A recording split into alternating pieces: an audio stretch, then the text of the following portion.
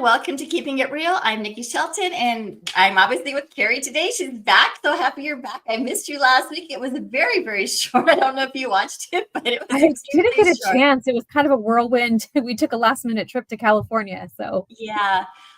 So last week we kind of I talked about what was happening like with February with the numbers, comparing them to like a year ago in February. And what we talked about online last week was that it was the housing prices were up, the number of houses were down as far as being sold, pending, on the market, that kind of stuff. And so, it's like people are waiting for this magical number on interest rates, I know, to show up and stuff like that. And we've talked about it so many times before, so I'm not going to say it again, but I'm going to say it again because it needs to be said. But, it really depends on when you're going to do this stuff. It really depends on what's right for you in your situation, and do the numbers make sense for you to make that decision. But the numbers are still going up. And so if you're waiting to hit that magical number, you might be paying more, especially going into the spring season and stuff like that. So I'm going to shut up now because I promised everybody out there, if you read the description, I was going to be quiet today, and I'm going to let Kerri take over today. This is going to be really fun. I'm only going to ask her questions if I have got questions, because I know probably some of you do as well. If you have questions, go ahead and throw them into, Facebook or YouTube, wherever you're watching, and we'll try to answer them. We'd love to have more participation. I think it'd be fun to have more participation. So anyway, with all that being said, I'm going to shut up now. Kerri, take it over. Let's hear about what you have to say. Well, we always love listening to you, Nikki. You come with such a wealth of knowledge, and it's, you're easily relatable and easy to understand. So it's never an issue having you present anything ever. And I have to agree with really? you. Okay. So fast. Well, I have to agree with you. Actually, one of the branch managers from our company just recently was quoted in a few CBS News blurbs about mortgage interest rates and where they're going. And you're right. The cost of homes is steadily increasing. I get email reports from Zillow all the time showing me where house prices were last year versus now, and they're steadily going up. So if the rate goes down, you still might be paying the same amount in a mortgage payment or by more. The way, Kerri, sorry to interrupt you, but I told you I was only this occasionally. So, but don't listen to Zillow, because Zillow probably has not been your house. Don't go by that. I mean, you can use that as kind of like a guideline, but call a real estate person to have them professionally come out and look at your home and stuff before you throw it on the market. Continue on. Sorry. No, that's okay. Well, I just have a couple of slides just for reference purposes. So I just want to go ahead and bring this up. So this, just want to note that this is a forecast from one particular gentleman. His name is Barry Habib, and he owns his own company called MBS Highway. And so he and his son, Dan, really give a lot of different updates on what they're thinking is going to happen. And it's based on their knowledge in the mortgage business and real estate business. So just know that these are their thoughts only. It is not the be all end all of what the predictions are going to be for this year.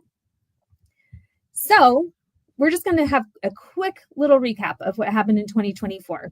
So last year they had this forecast that the home price appreciation would be between 4.5% to 5%. And it was actually 4.5%. So that one was pretty much on target. The 10-year Treasury, which is a big indicator of mortgage rates, was forecast to be between 3% to 4.4%. It was actually 3.6 to 4.7, so a little bit more of a gap there. This is where it was really off, and a lot of people got it wrong, was that the 30-year fixed mortgage rate was forecast between the mid-5s and high 6s. Actually, it was the high 5s, low 7s, and some places even went up into 8%. So what are the big indicators? Everybody wants to know, like, what determines mortgage interest rates? And how can they keep getting it wrong? Exactly. So why is it wrong all the time? Like, why can't they just tell you this is what's going to happen? Plan. Go for it. Yeah. And you know what? People don't realize that the unemployment rate actually has a lot to do with mortgage rates. It's just very unusual, right? And so they also talk about the creation of new jobs. So the non-farm payrolls reported last year, out of 670,000 businesses, that there were 2.5 million jobs created. Guess what? It That wasn't wasn't. actual data. So when they surveyed 12 million, it was only 1.25 million. So that is huge because they're saying all of these jobs are present in the market. The economy is healthy. Well, guess what? The economy is not healthy if there's a large unemployment rate, right? Do we know why the job rate or why the job numbers were so off? In the next slide, I'm going to tell you. Oh, Well, good. I guess there's one after this. I'm sorry. Okay. Do you want me to skip But ahead? yeah, we can skip ahead just because we're on that subject. Okay. So this is another thing that really indicates mortgage rates. But if you look on the right-hand side of the screen, it's because 1 out of 5 job listings was actually fake. That would make sense because I had a little part-time job. But anyway, like when you're looking, it's like you can't even trust anybody posting jobs anymore. I mean, and half of them are like, yeah. Anyway. Are ones that you wouldn't even want to do. And you guys get those text messages now saying, oh, hi, Kerri, this is so-and-so. I have a part-time job opening. Why don't you just reach out to me and I'll let you know more about it. Already got a full-time job. I'm good. Yeah. I like to have 2 jobs. Yeah. So we're going to go back to the previous slide. A lot of people don't understand what determines what interest rates are going to be. Well, guess what? There's something called a credit risk premium. So they're looking basically at your ability to repay a loan. So that's why And you have a a lot credit of people report, right now are using their credit cards, I bet, right? They are. They're showing that Probably some the credit highest cards, it's ever, well, it's probably not the highest it's ever been, but I bet it's really high compared to what it's been previously. yes, the average is 22% interest, and some are as high as 30% interest. Yeah, That don't means if use your you credit make a cards, minimum guys. payment, you're paying more towards interest than you are towards principal. So be very careful using your credit cards. Do Don't your use them. best to try to budget and live below your means so that you can get those credit cards paid down and pay more than the minimum payment. So that's what they're looking at. And your credit report's going to show, like, if you are high risk for paying back a loan, you're going to get a higher interest rate. Yep. So this next one is liquidity risk premium. So it basically compensates what the lender is able to sell in the secondary market. So anything that can't be liquidated, they're going to look at that and make sure they take kind of a risk when it comes to that, right? If they buy a bunch of interest rates and can't sell them, then it's a risk to them. Okay, so let me try to make this in easier terms for everyone, or maybe ask you the question, you can explain it. So when you are working with, let's say, local lenders, right? A lot of them are smaller branches. And so a lot of times what will happen is you might start with your lender as your mortgage person you're paying your mortgage to, and then that switches and it goes to, are they wholesalers? Is that what they're called? Or They're is called there? servicers. Okay. And is that The what you're talking servicer has about? Is nothing that to what you're do with talking the about? interest Like rate. depending on the risk that the original lender took the loan, is that what you're talking about as far as the liquidity risk premium? Or is that No, something different? they're No. completely Okay. separate from one another because the rate that you lock into, if you do a fixed rate, it's not going to change depending on the servicer. No, I didn't mean that. I just meant Okay. that the lender, when they're trying to give them to like a wholesaler or whatever that they give them, that they sell their loans to, right? Because my understanding, they don't always keep them. Sometimes they sell them. And so that company is really evaluating what risk it is in order to take them off maybe the smaller person's hand. Is that correct? Right. And that's the whole thing is most places cannot fund their loans that they take on. So when after COVID and all the interest rates were super low, all of a sudden it became too high of a risk for servicers to actually purchase the loans because when you have interest rates that are 2-3%, it most of the time they're not going to refinance out of that. But when the rates are higher, it's harder to sell those to the servicers because they know they're not going to be able to retain those loans for a very long time. Okay. And so they're going to lose money. It takes them about 4 years to recoup their investment in a loan that they've purchased in order, like for it to be profitable for them. So if somebody refinances before that 4 years, they're taking a major loss. And so we saw that the servicers were purchasing our loans from us for like half of what they used to. So that's another thing that kind of factors into those mortgage interest rates. So that also, I'm going to look at from a buyer's perspective walking into this. I'm assuming now that the lenders, the smaller ones, whatever, I mean, probably all of them are really like increasing like like if you have a bad credit score, your rates are going to be a crazy amount higher because so all that's going to be affecting it because of these particular reasons that you're talking about, right? That's part of it. And the last little wicket on here is actual determination of lenders and how they choose their interest rate. But I'm going to skip to the third one, the term premium. Okay. So what they're looking at for that is, if you notice, on a 15-year mortgage, you can actually get a lower interest rate than you can on a 30-year mortgage, because it's a higher risk for you to hold onto that loan for longer. The faster you pay it off, the lower risk you are. Interesting. Okay. Because there's so much uncertainty with inflation and a bunch of other things like that. So the last one is that inflation premium. Inflation, fun. Yeah. And so they look and they factor in that future inflation. So the way to explain it is, say, you purchase the rates at 2%, but you want to make 4% back. You want to basically be able to pay them back plus make 2%, right? You're going to have to charge 6% for the interest rate. Does that make sense to you? Because we have to purchase it, but we have to make money off of it at the same time.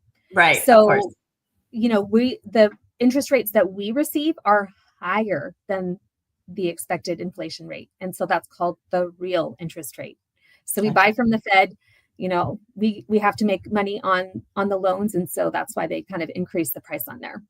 So it'd be kind of like selling an egg. Like if you had a chicken, you could double the price because, you had to have it. Exactly, because there's a high demand for eggs right now, right? Because of all the bird flu and sickness. Yeah. Anyway. Okay. Sorry. That's okay. So you'll hear a lot about PCE, and PCE is really a big determiner of what mortgage rates are too. And what that stands for is the personal consumption expenditure. We've talked in the past that actually used car sales are a huge part of the PCE numbers, but shelter is a very big percent of it. 18%, right? That's pretty high when you factor in everything that's out there. So last year they reported that it was 4.7%, but it was only 1.5%. So that's a huge disparity. This year, he is forecasting it to be about 2.3%. So the goal is 2%. We're currently at 2.8%. We want it to be at 2.3% is what they're forecasting. Okay. And then once again, for the labor, it's currently at 4%, but they're forecasting that 3.625% of labor is going to be at the end of the year. So they're hoping that. I get a guess. Can I guess? Because you guys, numbers. I'm good to a point with numbers, but after that, that's where I have my expert. That's where I go to Kerri for. So what you're telling me, it looks like, is that shelter is a good thing. The labor is a good thing because it's going to help interest rates, right? Correct. So hopefully we'll see a little bit of a decrease in rates, is what I'm guessing. That's what we're hoping for. Yep. We want real jobs posted. We want real numbers when it comes to unemployment and jobs created. That's really where people kept on saying, oh, rates are going to go down. Rates are going to go down. But if you're showing that 1 out of 5 postings is fake, and going back to a couple of previous slides, 100,000 off a month is being reported. That's a lot. It was huge. Do we know the reason why we kind of talked a little bit about the reasoning, but I know, like, you would think with all the new updated technology and stuff like that, a lot of this information should be almost instantaneously. Everything right now, everybody expects everything right now, but that's not always how it happens, is it? Nope. It lags about 3 months. Or longer, I thought I heard. No? Yeah, 3 months is like the general amount of time if you're just going to kind of round it off. But when you're projecting them to be a certain amount, and you're basically guessing that they're going to be at this number, right? And then they've gone back and corrected them. Well, guess what? That is not good for mortgage-backed securities at all. I watched him before. You shared him with me. And one of the things that I got from that was that they start on one side of the country and they report the numbers and they go across the country. So I thought there was like 4 or 5 time zones. That's why I was saying 6. And then they start all over again. So by the time they go across the country and get those numbers, I thought there was a 6-month lag in that. Is that not right?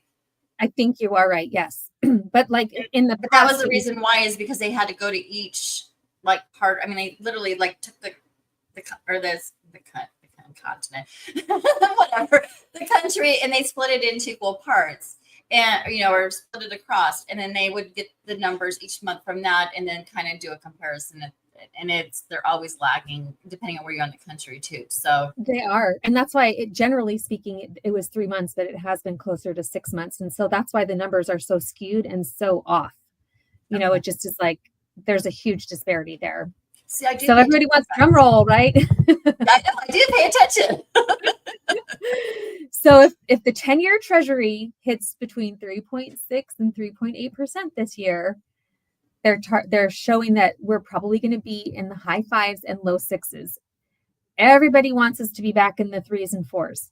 It's not going to happen, guys. It's not going to happen.